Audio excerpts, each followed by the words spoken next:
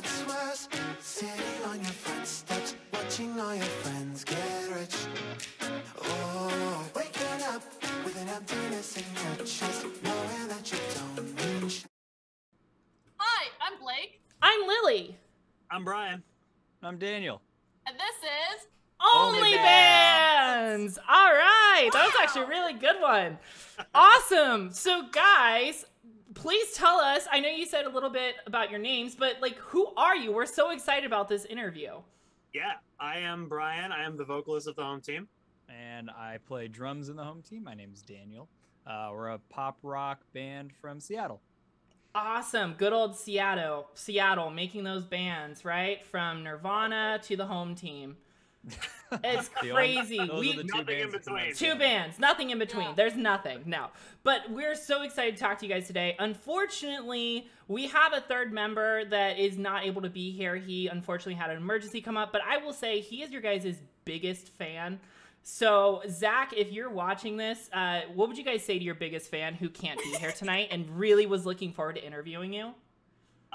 We appreciate you. I hope everything's okay. And hopefully we'll see you at the next show when we're in your town. Don't be a coward and come hang out. Hell yeah. Thank you for rocking with us. Absolutely. Zach's actually the one that put your name out there when we were talking about bands that we wanted to get into and we wanted to get them on the show. Zach was definitely the one that promoted you guys and was like, you need to check them out. Yeah. And then we did. So we've been really excited about this. Well, I am sorry I suggested a time that Zach was not able to make it. It's not your fault. It's not your fault. We don't blame you at all. But awesome. Thank you guys so much for being on the show. We just wanted to say that, and we wanted to get out of the way the fact that we do have a third member who can't be here, but he is a huge fan of your guys's. Just like anyone watching this, you guys should definitely check them out. If you don't know who they are, shame on you. Honestly, just shame. Seriously. How could you not know? Absolutely incredible artists right here. Absolutely. And, thanks. All right, and so if you're watching this, but you still don't check them out, I would do my glasses thing, but exactly that thing. Thank okay, you. So Blake, take it away. Do your thing. Okay, so you guys have a lot of shit coming up this next week, and by the time this podcast really comes out, so what are your plans for like the next month, and how do you feel about that? Well, tour for sure, obviously, and pushing the album on socials, obviously. At this point, my plan is to, after tour, just get caught up on all of the other things that we want to do with the album, because there's only so much we can do to promote it beforehand. Mm-hmm. But after the fact, I mean, there's stuff on TikTok that we really want to get around to doing, but we've had more important things to take care of in the meantime. Yeah, I mean, starting to plan future music videos for songs that are already going to be out. We're going to drop a music video with the album, but it won't be the last one that we do for the album, for sure. So we will stay busy. We're going to keep releasing content over the next little while, and then when things start to get to a lull, maybe we'll drop another song. Who knows? That's awesome. And this is your guys' second full-length album, correct? Yes, it is. That was really exciting. So what did you learn making this second album that you took from your experience with the first album, which was in 2018, I think. So not long in between them. Yep. So our first record, Better Off, came out in 2018. And the writing process from that album to this album were very different. So with Better Off, it was pretty much like one person would write a song, most of a song, bring it to the rest of the band, and then we'd like get in a room and actually jam it out and like make the whole thing, a cohesive song. But it was mostly spearheaded by like one person would write one song, and then Brian wrote a song, and then another guitarist wrote a couple songs. So if we broke down like which songs were written by, or primarily written by which person, you could see like a theme between those songs. With this record, it was Brian, John, and me pretty much like working for the entire record all together. And we actually didn't play, we only played one of these songs as a band, like in a room before recording it. Oh my gosh, that's risky. Yeah, literally. And it's funny enough, that's actually like one of our least favorite songs on the record. So it's like all the other songs we wrote, John would write the riff, he'd bring it to me, I'd add some drums over it, literally just all on a computer. Like John would play it on guitar, track it, and then I'd just like program drums on my computer. We'd bring it to Brian, we'd like make the song, you know, improve the song structure, get it pretty much to where we wanted, and then it would sit in a Google Drive folder until Brian got the inspiration to write lyrics for it. That's awesome. So would you guys say that there's more of a cohesiveness to this album compared to the last album? Because it seemed like the last album, you guys had the whole Beatles thing going on where, like you said, one person would write a song and that would be like their themed song, and then the next person would. And it seemed like it came together, but you can definitely tell that there's different inspirations going on.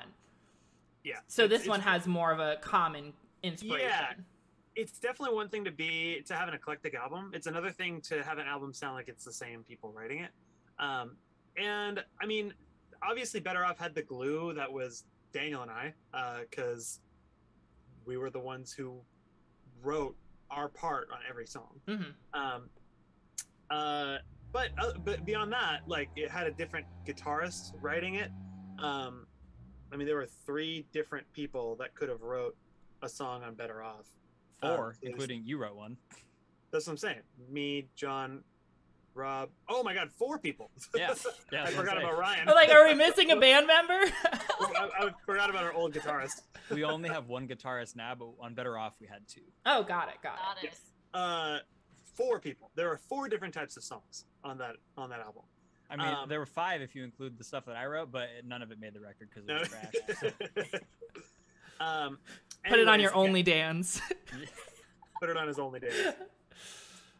This one is definitely more cohesive. Although that said, it does go in a variety of different directions. Obviously, like Another Night Alone with You is weird compared to everything we've written before. It's kind of the slow down song. It seems like every album kind of has that, and you guys have that moment. I wouldn't say it doesn't really fit with the others, but I think it's kind of expected at this point that you, towards the end of the album, have that kind of slow dance one that could be played at a high school prom and kids could dance to. Like, that's what you kind of get from that. It's definitely different from the other ones like Slow Bloom, and it doesn't have that same like fast pace, but it is expected to be there, and I think you guys nailed it.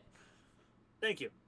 That song is my baby because that was mostly me, and it's one of the oldest ones that we have. I wrote that kind of before we hit this new sound, before we like realized, oh, this is the shit we should be doing. But the reason we included it is because it did sound like it should be on the same record. It was very different, but it didn't sound like it was written by anybody else. So yeah, I think it totally fits, and that's one that's already out on iTunes, so I think people, if they listen to it, would definitely agree to that. Heck yeah. It's definitely one of my favorites, actually. Oh, good. Awesome. I'm glad you like it. I gotta go with the title of the album song. Slow Bloom is like my all-time favorite. I love it. I just crank it in the car. It's great. Play video games with it in the background to get me amped up when I'm going for a raid, you know. Those kinds of things. It's exactly what that is for. Slow Bloom is our producer's favorite song on the record, too. Is it? And our mixer. Yeah. It's a good one. They're both bassists. I wonder if there's a trend there. Possibly. Bassist, they like the beat of it. They like the beat to it. Right. Maybe. So, with this new album coming up and you're touring, are there any different emotions that go into this new album that weren't there in your first full length? Oh, sure. I mean, the general theme of the album is like the uncertainty of following your dreams and not really making any money off of it. And so like, yeah, it's really fun up until you're 27 and you're like, oh, what am I doing? Like, ooh, that's getting a little too close to home. I said 27. That is, bro, that's where I was when Better Off came out. Right. I'm 29 at this point and feeling that vibe. Dan's 31 and John's 33, so even more so. Yeah. Me and Ryan are the babies, but as you get older, you start to like have those real life moments of like, well, I might want to go get a job now, like get a real like career job and just like not do this anymore. But we have definitely during the last 3 years, we hit the crossroads, and we chose to keep going. So it's scary, you know. We could put all this time and energy and money into it, and then in the end, obviously it will be fulfilling, and we will have loved doing it. But it's something that we would like to make into a career, and if it doesn't work, it doesn't work. So it's I mean, scary. I think you guys are well on your way. You have a tour Yeah, that's going to be definitely. mostly in the Pacific area, correct? West Coast. West Coast, So, okay. Yeah, we wanted to dip our toes into the touring realm. That we really want to hit the whole United States, but it's just It's a lot right now, Yeah. especially scary. with COVID. Like, you Yeah. got to play it Yeah. safe.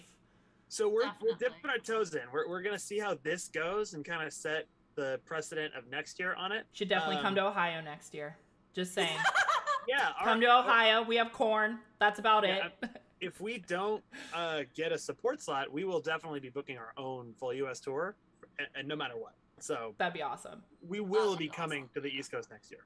That's awesome. And Yes. I definitely know there are people on the East Coast that would be really excited about a tour over here. We're just too Yeah. far from you guys, sadly. It's our fault, not yours. But I know Oh, you, actually, I'm in California. you're over in California. I might be able to make it to a show. You come Go the to Anaheim. Seattle. Wait, you're playing Anaheim? We're playing a chain reaction on this tour. Oh, okay. There you go, Blake. I'm there. I'm there. Blake is going to be our correspondent That's there. what's up. See you there. I know we This is mentioned lit. COVID. How did this album's process get affected by that in particular? Because I know 2018, obviously it wasn't even anything that was on anybody's mind. And then, boom, we have this happen. And a lot of people had to change how they did their daily process. And obviously, with you guys coming out with an album this year, you guys were affected by that. So how did you find that COVID in particular changed your writing process? So that's the main reason why we didn't play any of these songs together as a band. Our practice spot is at my parents' house. That's where we've always practiced. And my parents being like in their 60s, we didn't want to we're all, or half of us are working, but we're like going out in the world. They're going out into the world, and we didn't want to go, pre-vaccinations. We didn't want to go and expose them. So Brian and I live together, and our guitarist John lives like 10 minutes away. So Here. where live Brian here. is right Yeah, where you are, because your dog's sitting for him, is what we've been told. So we got together like pretty regularly because it was very easy for us. So instead of going and actually playing like with our actual instruments, we just wrote everything basically on a computer.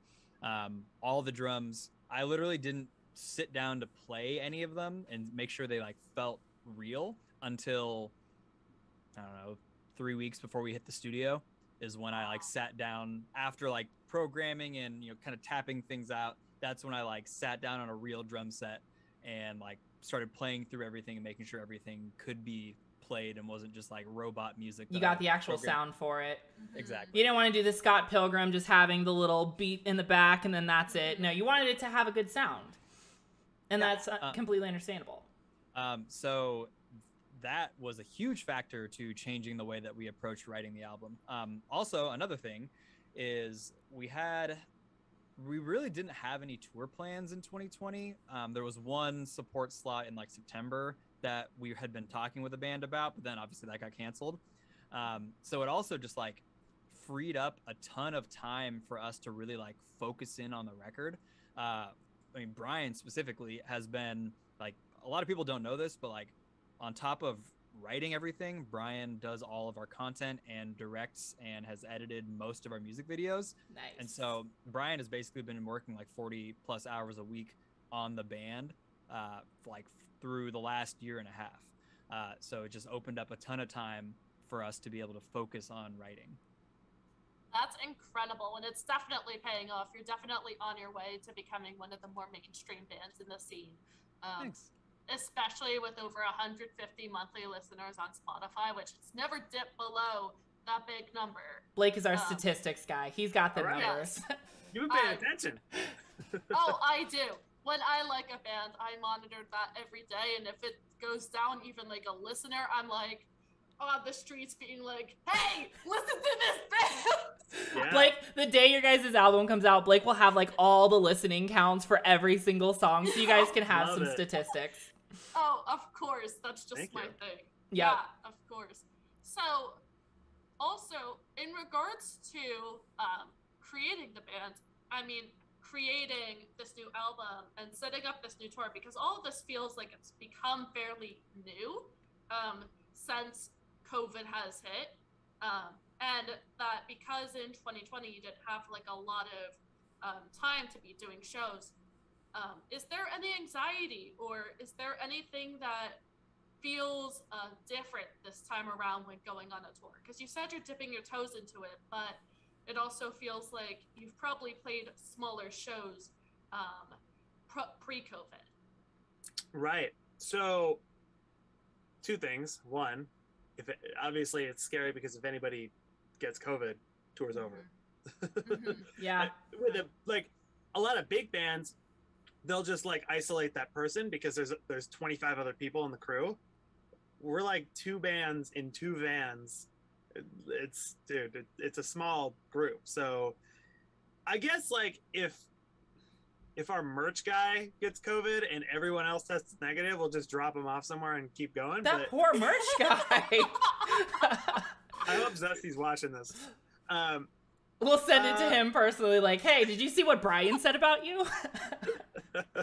No, but with being such a smaller band, there is that worry, like what happens if it does Right. occur. Also, So- since there's only 4 of us, like none of like bass, I guess, is the only instrument that if we absolutely had to, I could run it off our computer and just run it through the PA. Like, But Ryan does a lot of backup vocals too. right, but that's like the only possible scenario, I guess, aside from merch guy, where Yeah. we could have someone test positive and then have everyone else test negative and continue playing shows. I mean, If you, John, or me got like Yeah, COVID, if could. us three, we're done. It's Yeah. the Yeah. tour's over. And also, we'd have to cancel at least a couple shows while we like yeah, quarantine only- ourselves and tested. it's only 10 days long anyway. Right. It's like at that point we're like, well, we can play Portland, Seattle, Tacoma, so I guess we'll just go home. Yeah. I guess we're bringing a sound guy, and I guess if he did, anyways. Yeah. The second thing that's scary is these songs are way harder. That's It's actually going to still be one of my way questions. harder. Because Yeah. you definitely play with time signatures a lot in this album, and you guys seem to experiment a lot with different, harder concepts. And I was going to ask, like, what is the hardest song on this album that you guys thought was the hardest to create? Dude, hardest to create, like in the writing process, is probably a song that hasn't been released yet. It's called On, and it's fucking dope. Brian and I got into one of the very few like almost fights that we've gotten into over Over I one think kick. one One thing kick. that is so minuscule. Like anyone would, if we explained the whole like reasoning why we each felt this way, it like doesn't matter at all. It barely changes the song, but we were like so. But it matters to emotionally- you, so it does Right? matter. Yeah. But at the end of the day, like we realized we're arguing for the same thing. Like we want the song to be as good as possible. We just had two different thoughts of how to get there, and I think we pretty much ended up going with Brian's idea. I think it was mostly my idea, but it was somewhere in the middle.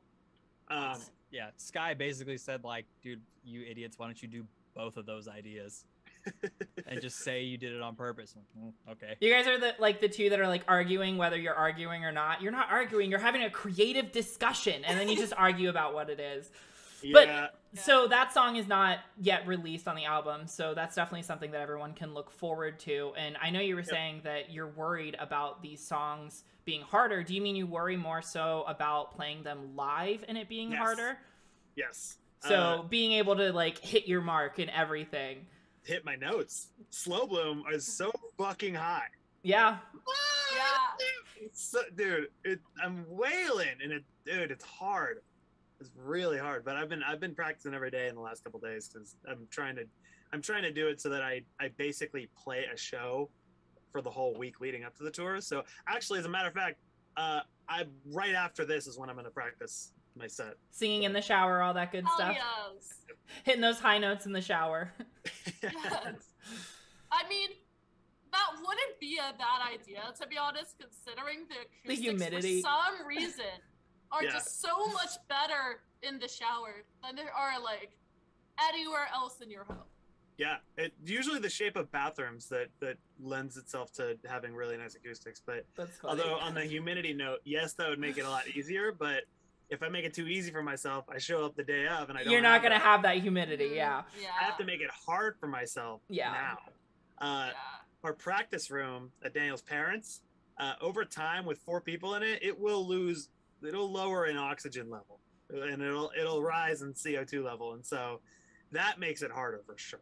And so sometimes I'll just like not say anything and we can open the door and like let some air in, but sometimes I'm just like, just got to do it. Just got to work on really being able to breathe in and That Yeah, man. diaphragmatic breathing. shit's Good old hard. diaphragmatic breathing. Our set is longer too. Not time wise, just songs. Oh, they're all shorter. Yeah. It's still only like 35 minutes. But When you practice just on your own, do you ever just like take it down an octave so you don't strain your vocal cords? Like I grew up in the time of like emo music with like Chiodos, and like you Yeah. see Craig Owens who will like take it down an octave until they're actually performing live. And do you ever do anything like that? Coward. only if I'm warming up. If I'm actually Calling practicing, Craig Owens a coward. I didn't mean it, Craig. If you ever hear this, please take us out on tour. if I'm warming up, for sure, I will definitely start low. Actually, I'll usually just sing an owie 3 times, or Another Night Alone with You 3 times. That's our shorthand. An owie is the acronym. Okay. We have dumb little acronym names for every song. Move It or Lose It is Mioli. Mioli.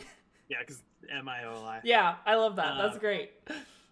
Anyways, but if I'm actually doing it and if I'm actually practicing, I try and do more than what I'll be doing live, because that way it'll be If you easier. push yourself, it'll be easier when you're actually live. Yeah. The So thing Craig that I'm Owens, not- you're a coward. Johnny Hodkins, you're next. And also, as soon as you get on stage, you get added adrenaline. Oh and yeah. you start like doing everything harder and faster, which has good properties. Like for drums, things typically feel easier when I'm on stage because I have more like adrenaline. But I also hit everything way harder, so I get tireder quicker. Tireder? More tired? Yeah, tireder. Yeah. Like I'm an tired. English teacher and I wasn't gonna say anything. I was just about to say we have a grammar police right here. You get more tired at a faster rate. Is that better for you? You like that? That was great. That is That was fine. great. Acceptable. And so like things like running out of air, which I mean impacts me even though I don't sing, literally being hard to breathe, and I'll be playing all these shows in a mask, so like that's going to be another hurdle I've never had before. So you guys are playing wearing masks? John and I will be, so guitarist and I, the 2 singers won't be. Obviously, because you don't want it to sound muffled and Right. yeah. But yeah, I'll be playing in a mask every night. Wow. Not even for like the practicality of it, but just the state. that statement I mean, alone. yeah. That Like, makes complete sense. Very sick. If Yeah. I can get up here on stage and play my whole set in a mask, There's no you can reason the stand audience there can't and wear watch one. me, Yeah. right? I think that's amazing. Yeah. Clap for that, guys. I think that's amazing because so many bands, like, obviously they don't take that into account. But yes, it is going to be more difficult. But like you were saying, Brian, if you push yourselves to do the more difficult things, then you're going to get used to it more. And then when you don't have to wear a mask anymore, it's going to be that much easier for you. Right. Yeah. I've So it's been, like you're giving yourself a handicap at the beginning. So when you take it away, it's easier for you. Yeah, it's like a donut on a baseball bat. Exactly. I've been working out and running with a mask on for the last year and a half. Like, Whoa. it's not that hard. Yeah. I never stopped wearing it, even when they were like, hey, if you're vaccinated, you can stop. I'm like, nope, I don't trust other people. Not Yeah. happening. Sorry, Not people, happening at all. No, thank you. That's what I'm saying. Yep.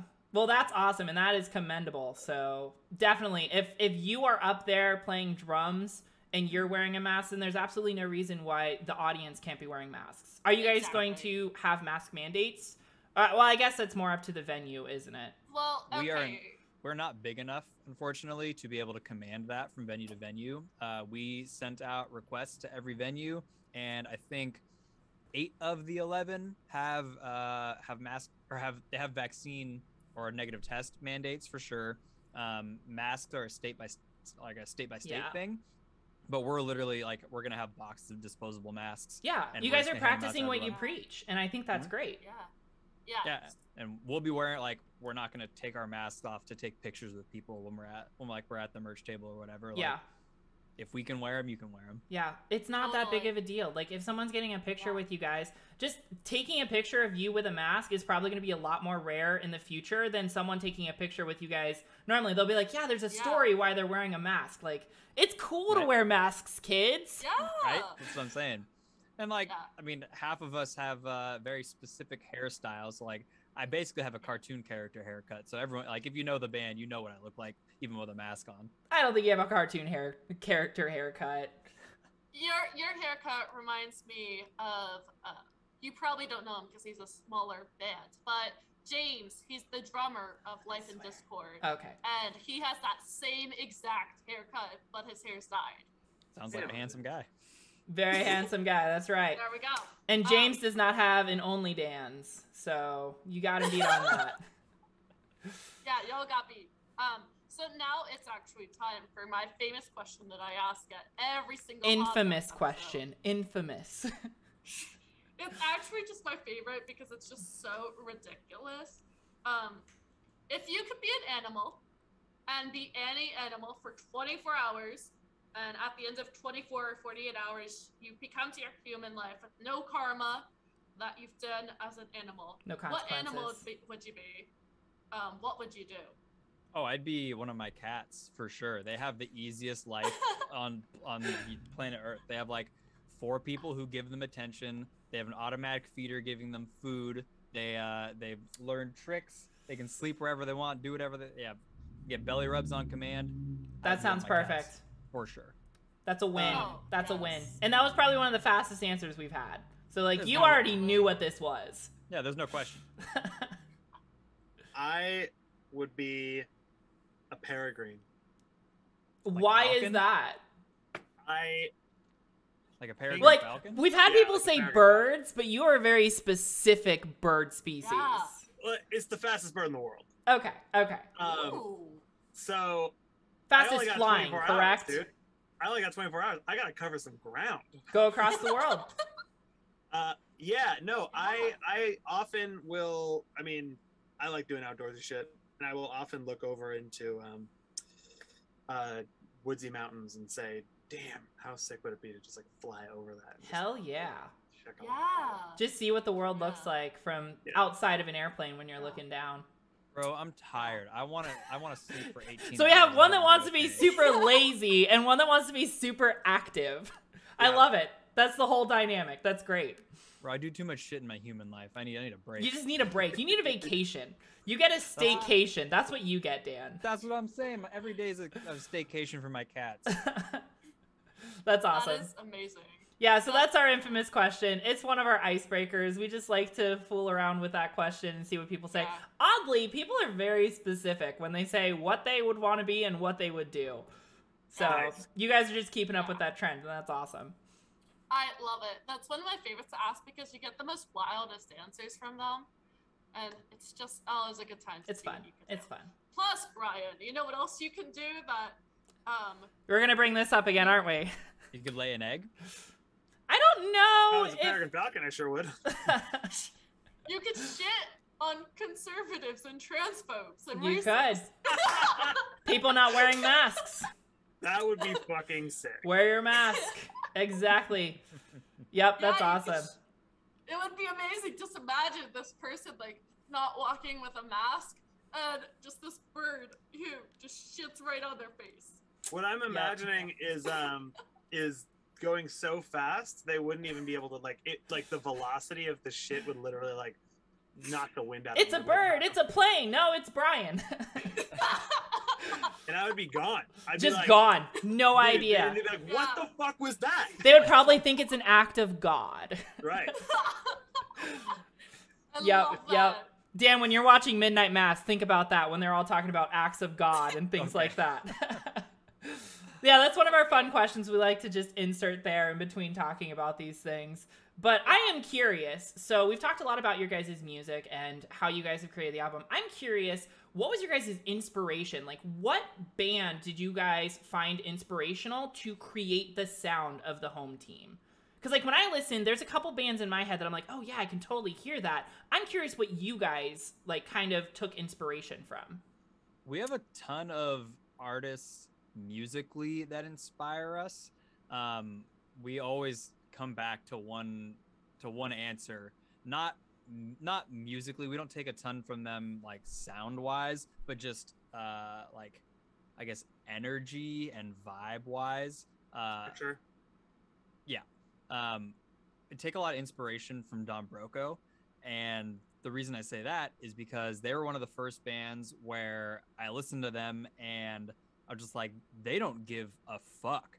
They're gonna write, like, they don't care what anyone thinks about them. They're always ahead of the curve. They do super weird shit, and like they'll literally sing over anything. Lyrics can just be stuff that sounds cool. Doesn't have to make any sense, or it could be super super specific and talking about something controversial or like something socially impactful. So musically, I don't really take anything from them, but just like the Vibe wise. Yeah, like the attitude of we're gonna do what we like, and it's tight because we say it is. Like, that's something that I just didn't. When we wrote Better Off, we were definitely trying to stay away from our metal and hardcore roots, because all of us met playing in different metal and hardcore bands. That's where we all grew up playing, and we started the home team to like do something new that had a higher like commercial ceiling, actually like turn our band in, turn music into a career. Like that was like one of the goals when we started the band. Yeah. Just because metal has a pretty low ceiling and we just weren't. It's a niche. It only is going to be effective for certain people. And I think you guys have kind of found more of a universal sound that, like I was saying, you guys have that whole slow song that could be played at a high school prom, and you guys have those songs that people could blare in their car or like play in the background while they're streaming. Like, you guys have that sound that could really be versatile for different types of singers.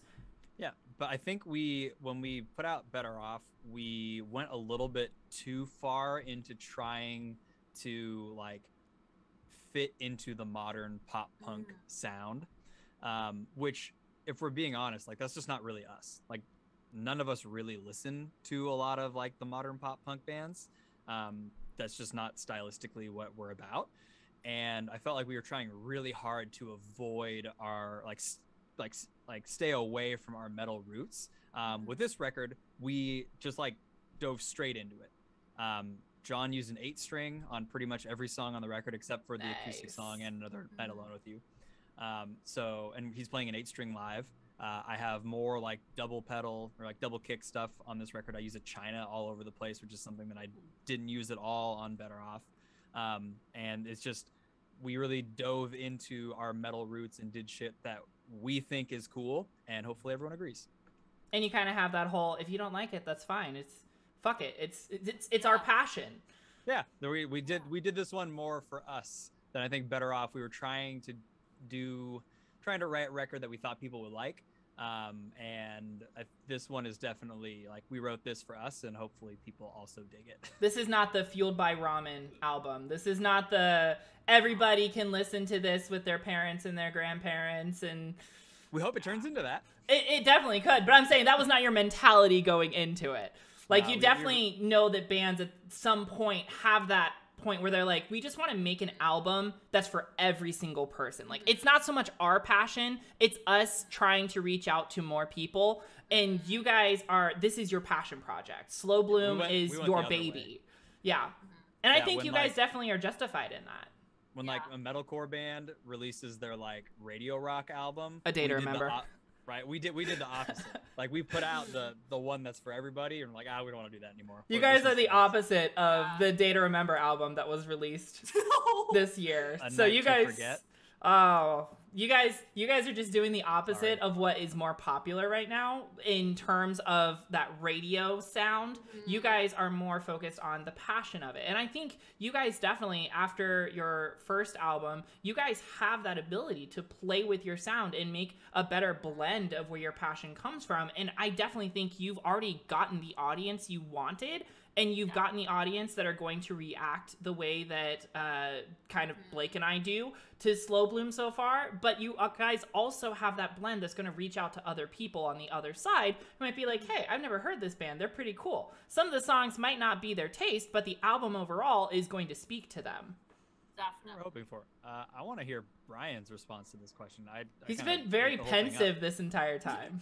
Oh, this is just how I said. Do you sit like thinking, like the thinking statue?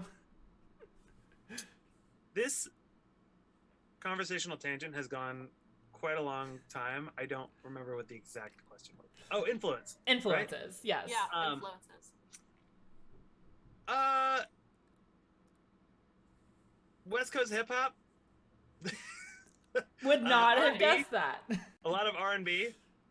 In terms of Okay. the flow of the lyrics, is this from your perspective of lyric writing itself?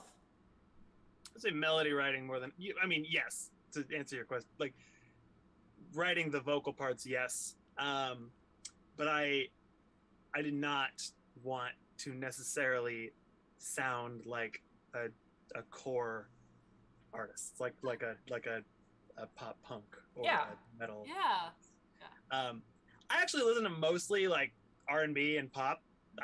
Some of my favorite albums have been Ariana Grande albums and different R&B singers. And Okay. Okay, now I need to see you with the Ariana high ponytail at some Right? point with your long hair. I was Do the just high thinking ponytail. that. that would be pretty fun. Next interview, Brian wears a high ponytail. I don't even know if I can do that.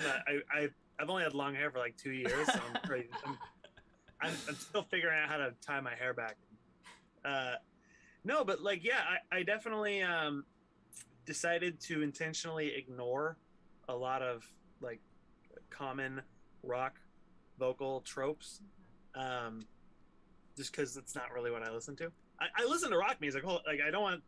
I come from a very like prog metal background. I think like growing up, my favorite band was Coheed and Cambria. Oh my god, yes. Yeah, and like bands like Circa Survive, The Deer Hunter, the very proggy stuff like that. Like that's my jam. And then heavier stuff too. But yeah, I wanted to be artful with it. I wanted to try and do more runs, like like pop artists do, and I think another influence. Well, I'm just trying, as far as like the leads. So a lot of people don't know this. Me and John will kind of co-write some of the guitar parts a lot of the time, and specifically, he'll be in charge of like a chord progression, and he'll send a chord progression. I might be the one who writes a lead part, like a lead guitar part. For example, the famous "She's Quiet," the Fashion Forward lead. World famous. I just say that because it's the biggest song. But when writing a lot of those leads, honestly, funny enough, another band that I think has done a really good job of kind of pulling influences from different genres into this scene of metal and punk is Polyphia. Don't even know who that is. Not even gonna pretend. I've seen them live before. Ooh. They're incredible. I think I've seen them twice live before, actually. They're actually All right, incredible. going to As soon as we're search. done with Going this- to search. Yeah, you need to look up Polyphia's last record. Was it New Levels? New Devils. Yeah. So, yeah. funny enough, Polyphia is an example of a band that I grew up with as they progressed, because I found them when they like first EP. Wow. And it was funny too, because my tastes back then corresponded much more to what they used to make. As I watched them develop as a band, they changed their sound quite a bit, and now it is much less of that like proggy shredder core shit, and now it's like way more rhythmic, way more R&B, way like, and I think that that's very cool, and it's much more like my taste now today. So that is a band that I have, my tastes have evolved with, and like I think the Move It or Lose It lead sounds a lot like a Polyphia lead. It's just like slightly less shreddy. All right, I'm definitely gonna have to check them out now. Okay. The lead for Move It or Lose It is actually like the thing that when we were in the room, and so John wrote a lead. It was very simple. Brian wrote a lead, like tried to edit it and mess with it, and it was like too complicated, and they like combined the two, and it became like this perfect synergy of like John's idea with Brian's like complexity, and it just like grooved perfectly. And that was the one where we were all in a room and we were like, oh, we need to do that. Oh, this is it. Like, you guys had that Bohemian Rhapsody moment where you're like, this is the one. Like, this is happening. I don't care what it takes. And even if Move It or Lose It wasn't like the most successful or even best single, it was the start. It was the first one of its kind that we were like, this is going to be our new sound from here on out. It was that because then moment. We wrote Right Through Me right after that.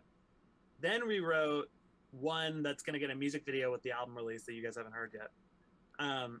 Just teasing. I mean, actually, you're just teasing.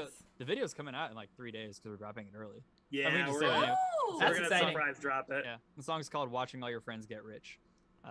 It's my favorite song on the album. That one is about exactly what it sounds like. Watching all your friends get rich. Being someone in a band and watching all your friends get regular jobs and they make money and you are still doing the band thing. Well, I mean, having a real job and making money from that real job doesn't exactly mean you're going to be rich, but... Fair enough. But... I mean, living in Seattle, all of our friends are in tech, so they all make six Oh, okay, figures. yeah. That, yes. Yeah. But that's awesome. We're totally gonna clickbait the shit out of the Ariana Grande thing, by the way. We're gonna be like, if you love Ariana Grande, listen to the home team. And people are gonna be like, what the fuck? That's funny. And nobody will get it unless they watch the interview. So we're gonna clickbait the shit out of that. Oh, guaranteed. I'm gonna let you have full range on the title. Blake loves his clickbait. I do. Actually, it's kind of funny. And it actually worked, which is the insane part. But Zach is also in a band, and this is pretty great. And Zach was like, "We're releasing a song, but I have no idea who to reach out to for press." And so I was like, "Hi, I have a blog for Mission Music." He's like, "Oh shit, that's right." So for our title of the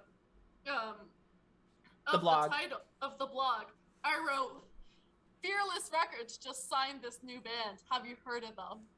And then it got a bunch of shit, and it was great. Yeah. It was fantastic. Nice. So we're gonna tag Ariana Grande for you, Brian, and we're gonna Yeah. see if she responds. We're gonna see if this happens. My hopes are low, but thank you Be very like- much. Be like, Ariana Grande, have you heard this album? And like, you have to have a whistle tone or something at some point in the album just for her, Oh, for sure. or do it live at some point. I sure hope one of the most famous musicians on the planet responds. That's hilarious, but So- that's awesome.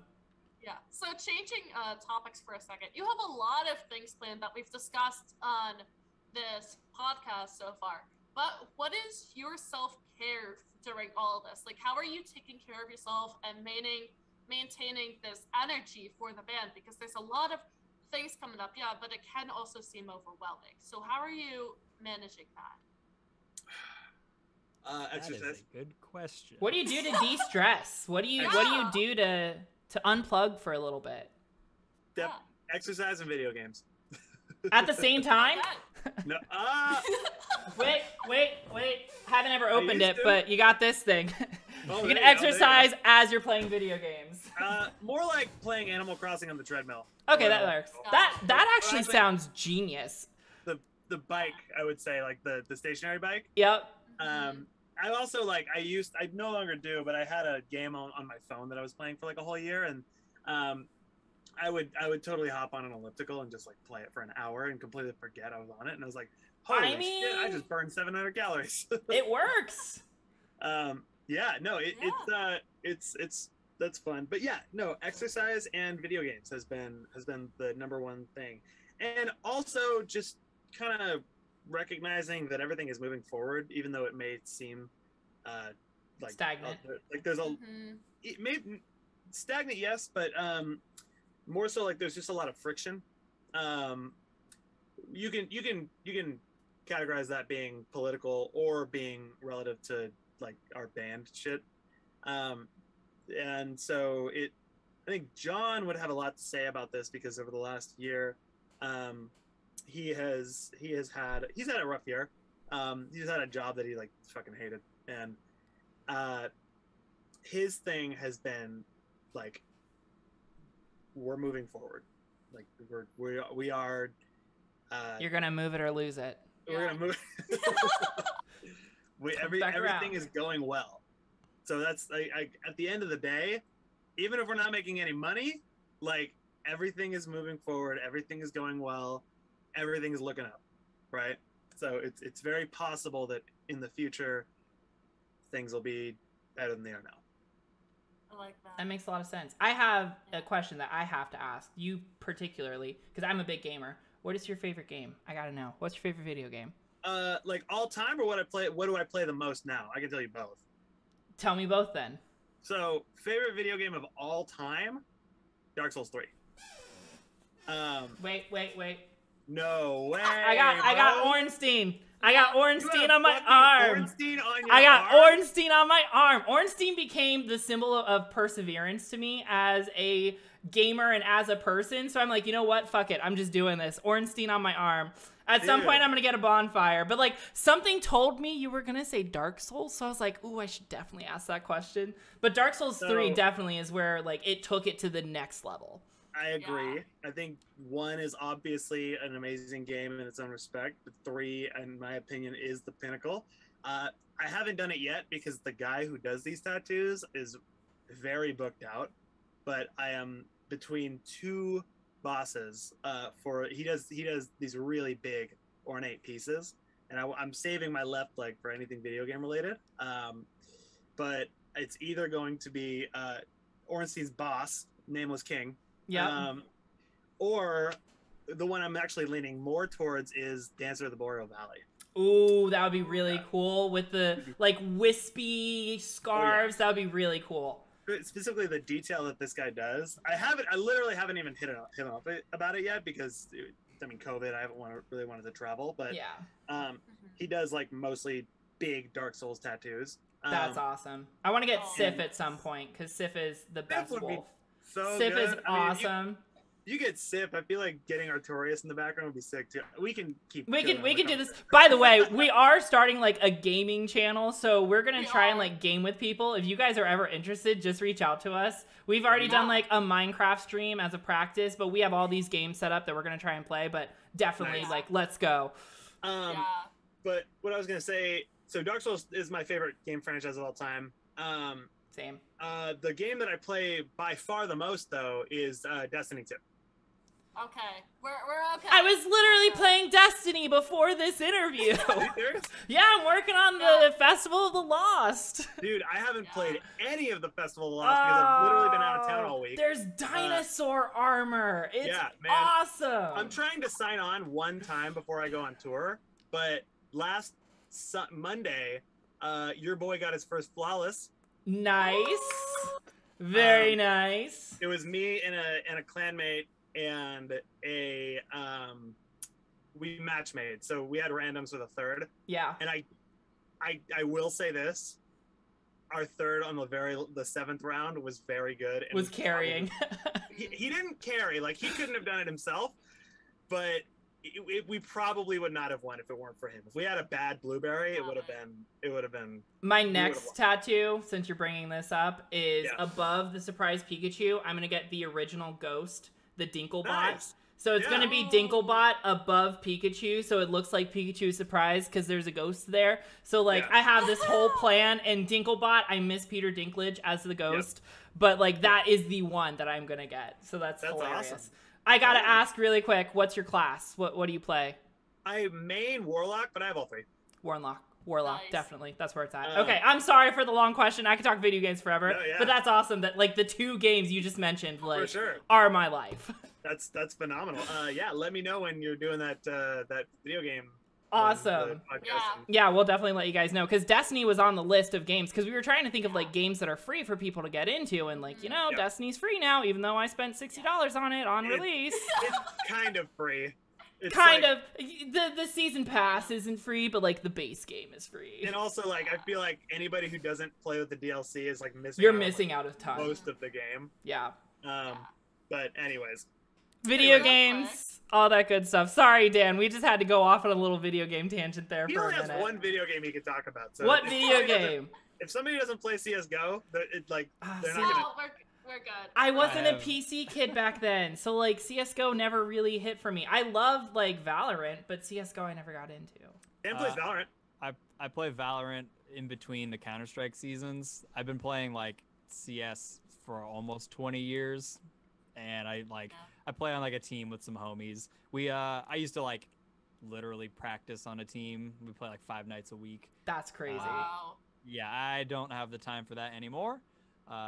Unfortunately, with the band being a little bit more time consuming than it used to be, and like a job and a fiance and like regular life, trying to balance all that stuff. Netflix shows, all that good stuff. Straight up. But no, I like play in like the online league, just with some buddies a couple nights a week. So I have been playing that game and other like PC first-person shooters for a long time. Nice. Okay, I'm new to we're PC, one so and like the I'm same. just starting with all the PC stuff. I was a console person, but now with PC, like that's all I do. I'm waiting for Bloodborne on PC. Like I need that. Ooh, let's I go, need that so That was bad. good. Yeah. So You bad. finally played in the frame rate that they intended. Oh, okay. All right. Enough with video games. That's awesome. We'll definitely reach out to you guys when we start doing Yes. the gaming with Yes. people. We already have a couple people that we know would be interested in like a Super Yeah. Smash Bros. Night or something like that. So, yeah, awesome. Word. Blake, Yeah. take it away. So real quick, Dan, what is your method of self-care? Honestly, video games and exercising, and Let's go. that's really it. I mean, spending time with my partner as well.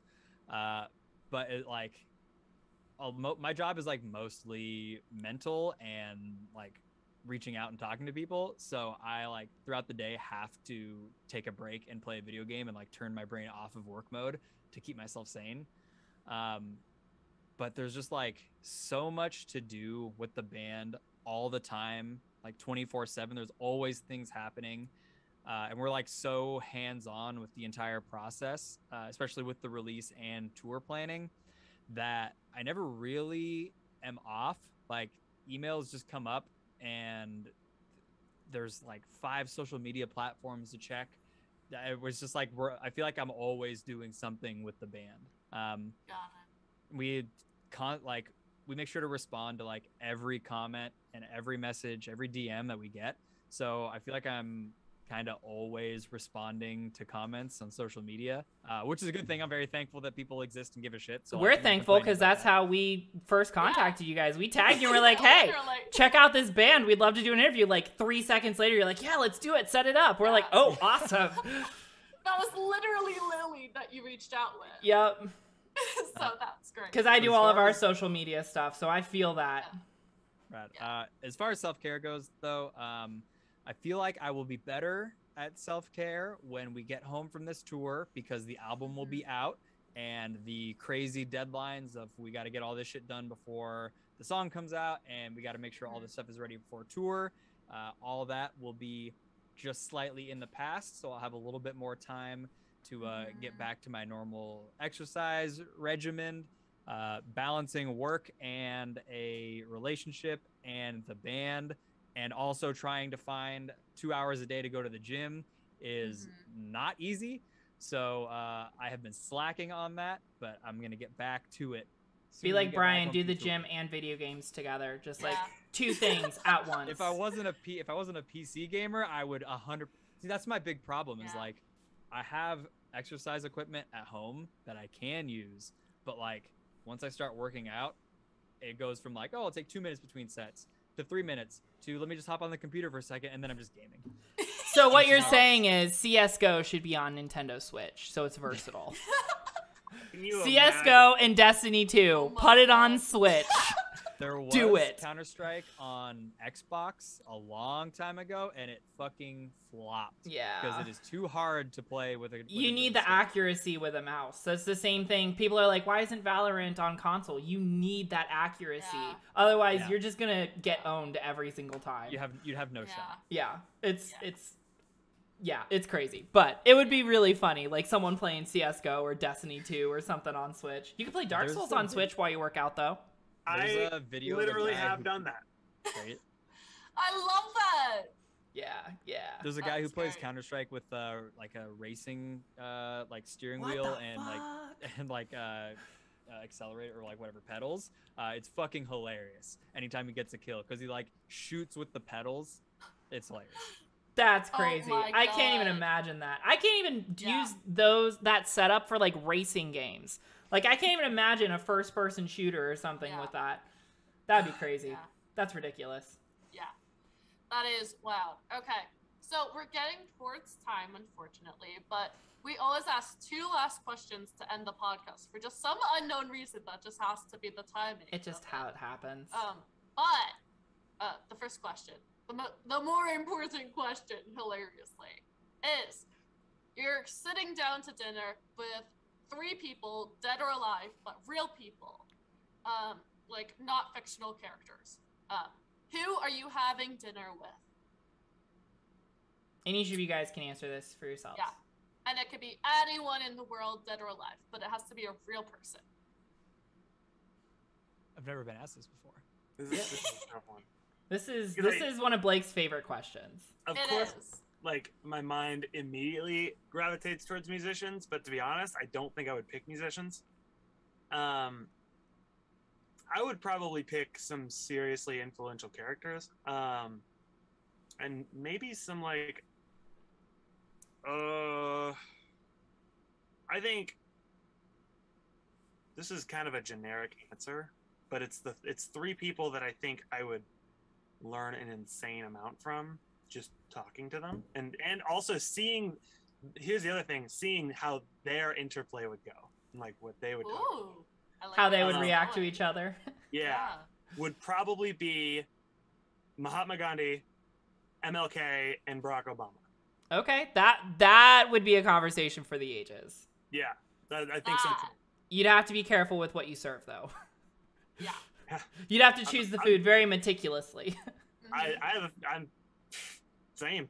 I'm vegan. Okay. We'll eat a whole vegan dinner. It'd be well, awesome. There you go. You'd think that would be a generic answer, but we've actually never gotten that answer ever in like the many podcast recordings. We normally get like inspirational people or like I don't know. We've gotten family members, and then they took away family members because they thought of someone better, and we were like, oh, sad family members. But yeah, that's the first time we've gotten like someone that is historically inspirational. I think that's great. I mean, we even once had a band person on where they just chose anthropology experts. Yep. We didn't know a single one, but it was their dream. None of them. It was great. All right, Dan, you got to follow up that inspirational answer. I would say I'd want to sit down with Bernie Sanders, Anthony Bourdain, and Jesus. Nice. Wow. Wow. I didn't think you would outdo the inspiration, but like, Dan, I want to ask you if those are still your 3 answers after you finish Midnight Mass.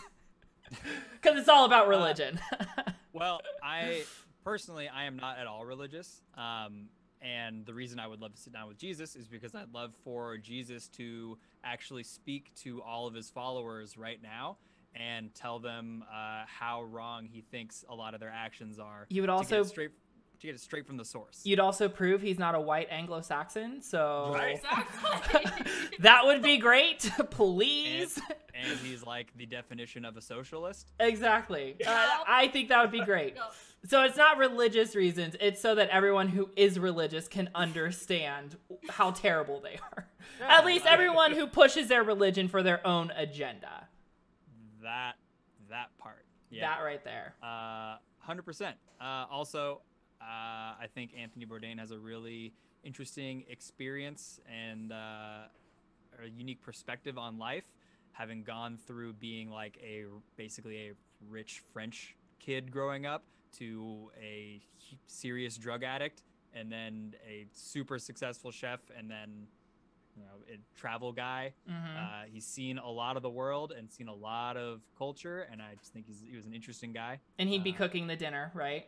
Oh, for sure. Oh, yeah.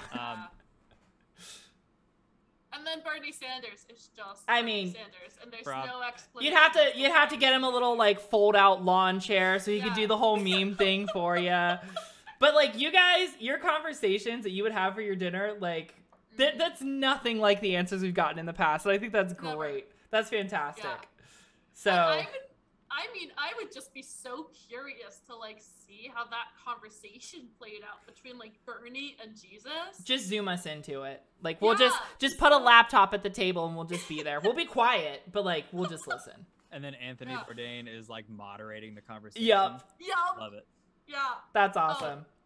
That I think might be my favorite answers of like the entire time we've been doing. I love your reason for Jesus. Like, if you were just like Jesus because he's my Lord and Savior, that's cool and all. But like, you're like, no, Jesus because he needs to teach some people some things. He would be unhappy with how his teachings are being used in 2021. Yeah. I'm sure you get a lot of carpentry advice from him too. All right. Yeah. So the final question, it's the way that we end every podcast because it's just the most impactful message. If you have one message with your music and with being a band that you could give to every single one of your followers from your platform, what would that message be? Oh, it's so boorishly generic, but at the same time, it is something that we have to ask. Well, my answer is boorishly generic, not your question. No. The question is too, but we need to know the answer. No, it's not. Not at all. My answer is generic, but it's because it is something that has been a very relevant theme, especially across Slow Bloom, the album.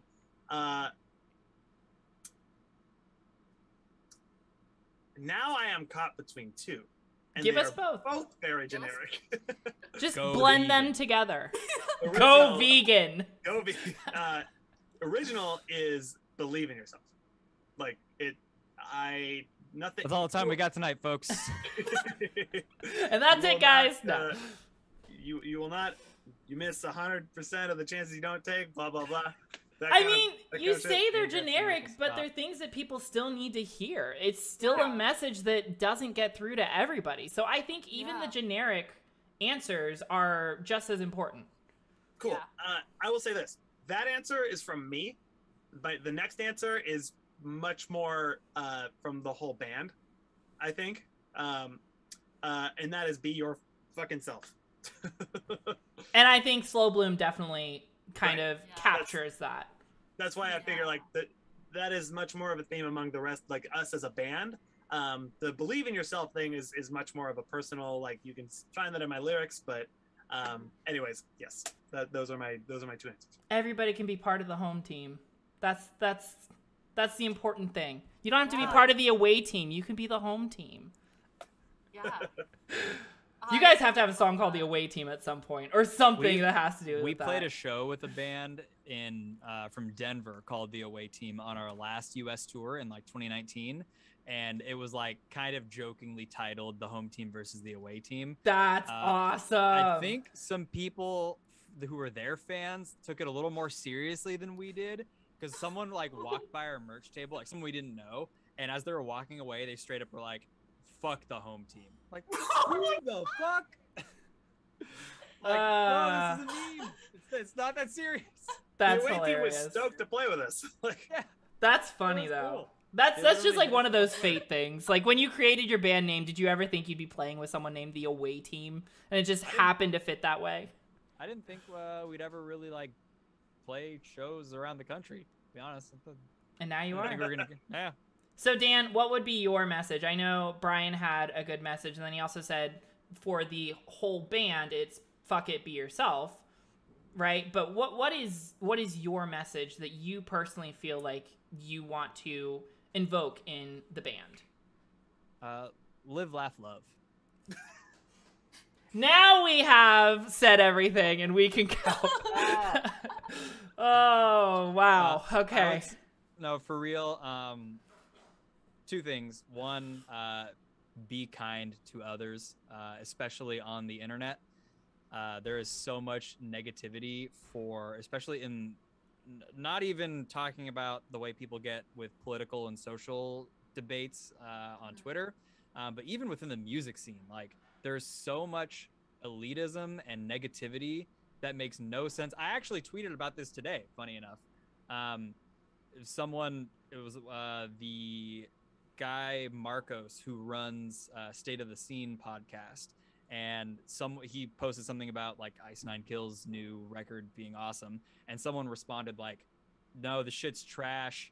Check out Knocked Loose and See You Space Cowboy." Like, who gives a fuck? Like, they're all good, and they would all love to tour together. Like, you are alone in this opinion. Like, your little elitist bubble, that's what you think. The artists don't think that, and straight up fuck you for thinking that way. Like, Let people love what they want. Yeah. Like it's not hurting anyone. Yeah. straight up. As long as it's not hurting anyone, what's the point in arguing about it? Art is so subjective, and artists love lots of different art. Yeah. So be kind to others, and just do you, be yourself. That's for sure the major theme with Slow Bloom. Awesome. I love that, and what a great way to end the podcast. So with that, Oh, wait. We have to announce, guys. Slow Bloom will be available on all the platforms, I'm assuming. Spotify, iTunes, all the good stuff. Everything Oh, yes. on October 22nd.